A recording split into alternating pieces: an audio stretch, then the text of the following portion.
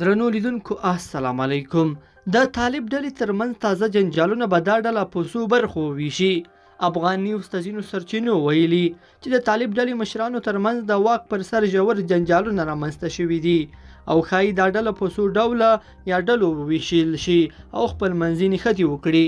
له دې سره وروستیو کې د طالب ډلې پر وړاندې ولسي نفرت هم ډیر شوی او دوی یې جنایتکاران بللي دي. ټاکل شوي چې نن د دوشنبې په ورځ په کابل او ولایتونو کې له دې امله لاریونونه وشي چې ولې یې له ارګ څخه ولسي جنډه یا ملي بیرغ ښکته کړی دی.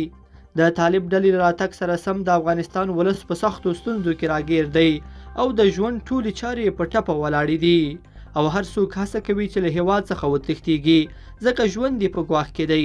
دغه ډله یوه وژونکې او ناپوه ډله ګڼي چې هیڅ د انسانتوب او اسلام دوی یا قانون ته درناوی نه لري. طالب ډلې له راتګ سره د ولس ټوله بانکونه تړلي پاتې دي او د ولس سوداګري هم په ټپه ولاړه ده او له ډېر سخت وټیز یا مالي اکر سره مخ دي.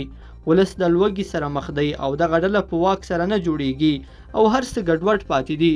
دوی باید ژر واکمني جوړه کړي تر څو ولس له ستونزې څخه راوویستل شي. لیدونکو په دې هیله چې دا مطلب به مو راسره تر پایه پورې لیدلی وي. که مو دا ویډیو خوښه شوې ویډیو لایک کړئ او چینل سبسکرایب کړئ. تر بیا ښه وخت.